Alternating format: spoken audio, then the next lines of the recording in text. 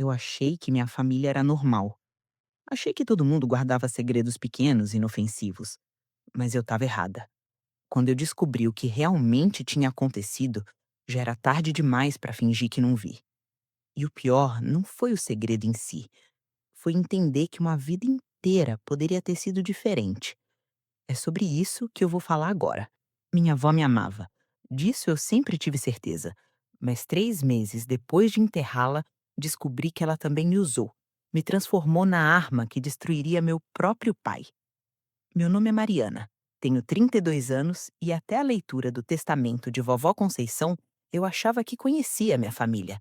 Cresci grudada nela aqui em Juazeiro do Norte. Aprendi a fazer rapadura na cozinha dela enquanto ela contava histórias do padre Cícero. Ela era o pilar que mantinha todo mundo unido. Meu pai Roberto, meu tio Maurício, minha tia Lourdes. Quando brigavam, era ela quem costurava a paz. Vovó Conceição morreu aos 84 anos, dormindo, como sempre pediu a Deus. O velório lotou o salão paroquial. Metade de Juazeiro veio se despedir. Eu mal consegui chorar direito de tanto abraço, tanta gente dizendo que ela estava com Deus. Mas foi depois, quando o silêncio voltou, que percebi. Minha avó não partiu em paz. Ela tinha partido com um plano. 2 semanas após o enterro, o advogado da família nos convocou para a leitura do testamento.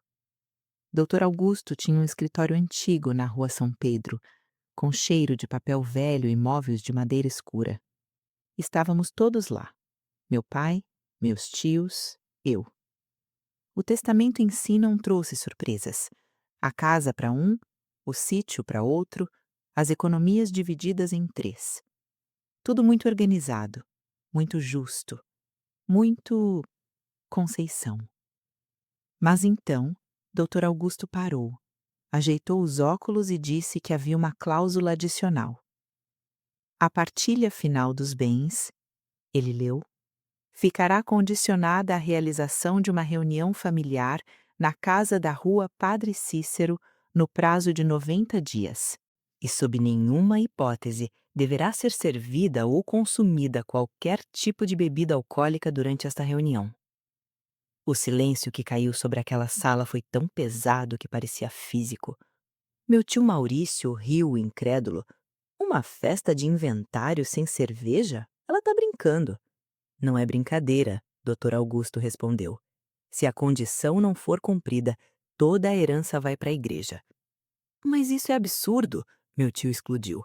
Mamãe sempre gostou de festa, ela mesmo fazia licor de genipapo no Natal. Meu pai, sempre controlado, respirou fundo. Se era isso que ela queria, é isso que vamos fazer. Não custa nada ficar uma tarde sem beber. Mas eu estava olhando para o rosto dele e vi algo que nunca tinha visto antes no meu pai: medo. Tem mais uma coisa, Dr. Augusto continuou. Dona Conceição deixou uma carta lacrada. Ela pede que seja lida por você, Mariana, em voz alta, para toda a família durante a reunião. Meu estômago afundou. Por mim? Por quê? Ela não explicou. Saímos do escritório em silêncio. Na calçada, meu tio acendeu um cigarro, ainda remungando sobre a cláusula. Foi quando minha tia Lourdes murmurou, quase para si mesma: Talvez seja por causa do Zé Arnaldo. Virei para ela. Quem? Ela me olhou com um peso nos olhos que eu não conhecia. Seu tio-avô, o irmão da mamãe. Ele morreu antes de você nascer. Eu nunca soube que a vovó tinha outro irmão. Ninguém falava nele, meu pai disse, a voz dura. Mamãe proibiu. Disse que o nome dele não deveria ser mencionado. O mundo inclinou. Eu me apoiei no poste mais próximo. O que aconteceu com ele? Meu pai e meus tios trocaram olhares. Foi o tio Maurício quem respondeu. Ele bebia. Bebia muito. E uma noite, voltando de uma festa, causou um acidente. Matou um pai e seu filho de 5 anos. A mãe sobreviveu, mas ficou gravemente ferida. Minha tia completou, a voz embargada. Zé Arnaldo foi preso, mas antes do julgamento ele se matou na cela. Mamãe nunca se recuperou. 46 anos de silêncio. Um irmão apagado da história da família. E agora, do túmulo, minha avó estava forçando esse nome de volta à superfície. Por quê? Naquela noite não consegui dormir. Às 3 da manhã desci para a cozinha e vi luz no escritório da vovó. Empurrei a porta e encontrei minha tia Lourdes sentada na cadeira dela, segurando um envelope amarelado, chorando em silêncio. Tia! Ela levantou os olhos. O que vi lá foi culpa. Mariana, tem coisas que você precisa saber antes dessa reunião. Sentei ao lado dela, coração disparado. Esse envelope estava no cofre da mamãe. Tem uma data, 2 anos atrás, 2 meses antes dela mudar o testamento. Peguei o envelope, estava endereçado à vovó, sem selo, entregue em mãos. E quando olhei a letra, meu sangue gelou. Estava assinado por José Arnaldo Fernandes, o tio morto. Isso não faz sentido, sussurrei. Ele morreu há mais de 40 anos. Eu sei, mas essa carta chegou há 2 anos, e depois de ler, mamãe mudou completamente. Passou semanas trancada, chorando. Foi quando procurou o advogado para refazer o testamento. Abri o envelope com mãos trêmulas. Uma única folha, caligrafia masculina tremida. Conceição, minha irmã querida. Se você está lendo isso, é porque finalmente encontrei coragem para contar a verdade. A verdade que queimou dentro de mim durante todos esses anos de silêncio. Parei de respirar. Eu menti. Eu não estava sozinho naquela noite. E eu não estava dirigindo. O papel tremeu nas minhas mãos. Eu assumi a culpa porque estava bêbado, porque era o mais velho, porque achei que estava protegendo quem eu amava. Mas quem estava no volante naquela noite era Roberto, seu filho, meu sobrinho. Ele tinha apenas 17 anos. O papel escorregou dos meus dedos. Meu pai. Meu pai tinha matado aquelas pessoas e deixou o tio morrer pagando pelo crime. Dele. Fiquei ali, paralisada enquanto 46 anos de história familiar se reconstruíam na minha cabeça. O pai severo que eu conhecia. O homem que bebia demais nos churrascos. O casamento que terminou quando eu era criança. A distância que ele sempre manteve de todo mundo. Não era frieza. Era culpa. 46 anos de culpa. Você sabia? Perguntei à minha tia. Ela balançou a cabeça. Juro que não. Mas agora entendo tanta coisa. Por que mamãe sempre protegeu Roberto? Por que ela chorava escondida todo setembro no aniversário da morte de José Arnaldo? E essa carta? Quem mandou? Olha a última linha. Peguei o papel de volta e li. Escrevi isso há 40 anos, Conceição, mas nunca tive coragem de enviar. Se você tá lendo, é porque alguém encontrou onde eu escondi. Alguém que achou que você merecia saber. Olhei para minha tia. Quem encontrou essa carta e mandou para vovó? Ela desviou o olhar. Eu não sei, mas suspeito que foi alguém que queria destruir Roberto. Alguém que sabia do segredo. Naquele momento, percebi que não estava apenas descobrindo o passado. Eu estava entrando em uma guerra familiar que tinha começado há décadas e que minha avó do túmulo estava finalmente forçando a terminar. Nos dias seguintes, pesquisei tudo o que pude sobre o acidente. Encontrei notícias de 1979. Homem embriagado causa tragédia na BR-116. José Arnaldo Fernandes, 24 anos. Antônio Carlos Silva, 34, e seu filho Pedro, 5, mortos. Marina Silva, esposa e mãe, sobreviveu, mas ficou gravemente ferida. E então, encontrei outra coisa. Num canto do escritório da minha avó, embaixo de papéis velhos, havia uma caixa de madeira com as iniciais A.F. Arnaldo Fernandes, meu bisavô. Dentro, embaixo de ferramentas enferrujadas, encontrei um envelope plástico. Fotografias. Fotos do carro acidentado, do interior destruído, e uma foto que me fez parar de respirar. O reflexo de um rosto jovem no para-brisa quebrado. Meu pai, aos 17 anos, segurando uma carteira de motorista. A carteira de José Arnaldo. Ele não só tinha deixado o tio assumir a culpa, ele tinha documentado a farsa. Faltavam 2 semanas para a reunião quando meu pai me encurralou na cozinha. Mariana, o que está acontecendo? Você está me evitando. Não estou evitando, pai. Estou ocupada com os preparativos. Não minta para mim. Eu te conheço desde que nasceu. A ironia quase me fez rir.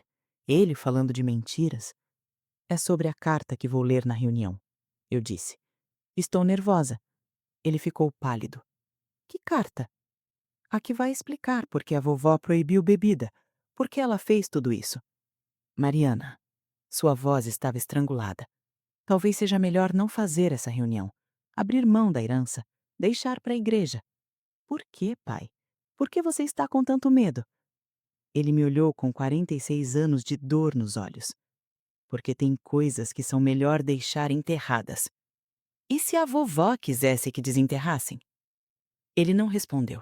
Saiu da cozinha e eu soube. Ele sabia que eu sabia. 3 dias antes da reunião, ele tentou de novo. Dessa vez diretamente. Eu sei que você encontrou as coisas do Zé Arnaldo. Eu sei que você viu as fotos. Não neguei. Você documentou tudo, pai. Você guardou provas do que fez. Eu tinha 17 anos. Eu estava apavorado. Eu não sabia que ele ia... Quebraram. Que ele ia se matar? Que ele ia morrer sozinho numa cela pagando pelo seu crime? Eu sei o que eu fiz. Ele gritou, lágrimas escorrendo. Você acha que eu não vivo com isso todo dia? Você acha que eu não consegui um momento de paz em 46 anos? Mas você continuou vivendo. Você se formou, casou, teve filhos, enquanto o Zé Arnaldo apodrecia num túmulo sem nenhuma placa decente. Ele desabou numa cadeira, o rosto nas mãos. Mariana, por favor, eu sou seu pai. Você vai me destruir na frente da família inteira? E ali estava a pergunta que minha avó tinha me forçado a enfrentar. Escolher entre meu pai e a verdade. Eu não vou te destruir, pai, eu disse finalmente. A vovó vai. Ela escreveu a carta. Ela montou tudo isso. Eu sou só a mensageira. Então não leia. Recuse. Diga que perdeu a carta. E deixar o Zé Arnaldo ser lembrado para sempre como um assassino. E deixar Marina Silva, a mulher que perdeu o marido e o filho, viver o resto da vida odiando o homem errado. Ele me olhou, derrotado. O que você quer de mim? Quero que você faça o que deveria ter feito há 46 anos. Quero que você conte a verdade, com a sua própria voz, antes que eu precise ler a carta da vovó. O silêncio entre nós durou uma eternidade. Se eu fizer isso, ele disse finalmente, meus irmãos nunca vão me perdoar. Minha família vai me odiar. Eu vou perder tudo. Você já perdeu, pai. Perdeu há 46 anos. Só não tinha percebido ainda. O sábado chegou com céu azul sobre Juazeiro. A casa estava arrumada como vovó Conceição queria. Mesa farta, flores frescas, cheiro de baiã de dois e nenhuma gota de álcool. Quando todos se sentaram, meu pai pálido como papel, meus tios desconfiados, minha tia Lourdes em silêncio, Dr. Augusto pediu atenção. Estamos aqui para cumprir a última vontade de Dona Conceição. Mariana, a carta, por favor. Levantei, mas antes que eu pudesse abrir o envelope, meu pai se levantou também. Espera. Todos olharam para ele. Antes da Mariana ler, eu preciso dizer uma coisa. Tio Maurício franziu a testa. Que foi, Roberto? Meu pai olhou ao redor da sala. Para os irmãos, para os sobrinhos, para mim. Em setembro de 1979, houve um acidente na BR-116. 2 pessoas morreram. Uma mulher ficou gravemente ferida e o tio Zé Arnaldo foi preso e condenado. A gente sabe disso. Tio Maurício interrompeu, impaciente. Qual o ponto? O ponto é que Zé Arnaldo não estava dirigindo. O silêncio foi absoluto. Eu estava. Minha tia Lourdes cobriu a boca. Tio Maurício ficou paralisado. Eu tinha 17 anos. Meu pai continuou, a voz tremendo, mas firme. Tava bêbado. Perdi o controle do carro. Matei um pai e o filho de 5 anos. E quando o tio Zé Arnaldo acordou depois da batida, ele se ofereceu para assumir a culpa. Disse que eu era novo demais, que tinha futuro, que ele dava um jeito. E você deixou? Tio Maurício estava de pé agora, tremendo de raiva. Você deixou ele ir preso? Deixou ele morrer? Eu sei. Os dois estavam gritando agora, frente a frente. Foi minha tia Lourdes que se colocou entre eles. Parem! Isso não vai trazer ninguém de volta. Ela se virou para mim. Mariana, leia a carta. Vamos ouvir o que mamãe tinha a dizer. Abri o envelope com mãos trêmulas e comecei a ler. A carta de vovó Conceição contava tudo. Como ela soube na noite do acidente, como aceitou a proposta do irmão de assumir a culpa, como viveu 46 anos carregando esse peso, vendo o filho se destruir com álcool e culpa, rezando toda a noite pelo irmão que se sacrificou. E no final, seu último pedido. Roberto, meu filho, eu te perdoo. Sempre te perdoei. Mas não posso partir sem limpar o nome do meu irmão. Não posso deixar Zé Arnaldo se lembrado como assassino quando ele foi vítima. Você tem uma semana depois dessa reunião para ir à delegacia e contar a verdade. Os crimes prescreveram. Não haverá punição legal. Mas a confissão é necessária. Para você, para as vítimas, para Zé Arnaldo. Se não fizer, toda a herança vai para Marina Silva, a mulher que perdeu tudo naquela noite. É o mínimo que posso fazer. Escolha a verdade, filho. Ela machuca, mas liberta. Terminei de ler. O silêncio era total. Meu pai estava de joelhos no meio da sala, chorando. Tio Maurício tinha saído para o quintal. Tia Lourdes rezava baixinho. O que você vai fazer? Perguntei ao meu pai. Ele levantou a cabeça, o que eu deveria ter feito há 46 anos. Uma semana depois, acompanhei meu pai até a delegacia. O depoimento durou 3 horas.